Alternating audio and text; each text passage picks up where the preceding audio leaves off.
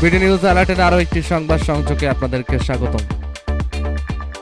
হাসিনা টুপ করে ঢুকে পড়লে আম গাছে বেঁধে বিচার করবে মানুষ। আক্তার।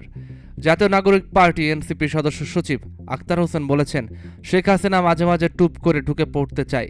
চাঁপাইনবাবগঞ্জের মানুষ বলে, শেখ হাসিনা বাংলাদেশে ঢুকুক, তারে ধরে আম গাছের সঙ্গে বেঁধে গণহত্যার বিচার করা হবে। রোববার 6 জুলাই দুপুরে নবাবগঞ্জ সরকারি কলেজ চত্বরে আয়োজিত দেশব্যাপী জুলাই পদযাত্রার পথসভায় এসব কথা বলেন তিনি। আক্তার হোসেন বলেন, বাংলাদেশের মানুষের ওপর দীর্ঘ সময় ধরে আওয়ামী লীগ স্বৈরাচার নির্মম নির্যাতন করেছে।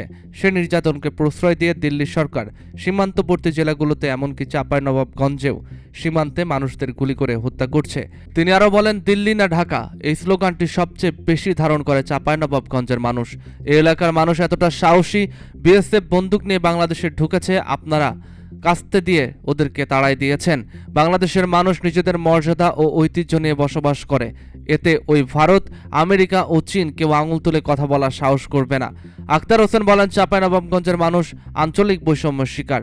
আপনারা দীর্ঘদিন ধরে আঞ্চলিক বৈষম্যের শিকার হয়ে এসেছেন, রাজনৈতিক বৈষম্যের শিকার হয়ে এসেছেন, কিন্তু নতুন বাংলাদেশে আমরা আর কোনো রাজনৈতিক বৈষম্য দেখতে চাই না। তিনি আরও বলেন, যে রক্ত, শ্রম ও জীবনের বিনিময়ে নতুন বাংলাদেশ প্রতিষ্ঠিত হয়েছে, এই বাংলাদেশ আর পুরনো কায়দায় চলতে পারে না। বাংলাদেশকে নতুন কাঠামোতে পরিচালনা করার জন্য অবশ্যই একটি নতুন সংবিধান প্রণয়ন করা হবে। এনসিপির উত্তরাঞ্চলের মুখ্য সাংগঠনিক সার্জিস আলমের সঞ্চালনায় সমাবেশে আরও বক্তব্য রাখেন আহ্বায়ক নাহিদ ইসলাম, এনসিপির কেন্দ্রীয় কমিটির সদস্য আসিফ মুস্তফা জামাল, চাঁপাইনবাবগঞ্জ জেলার প্রধান সমন্বয়কারী মোহাম্মদ আওয়াল হক প্রমুখ।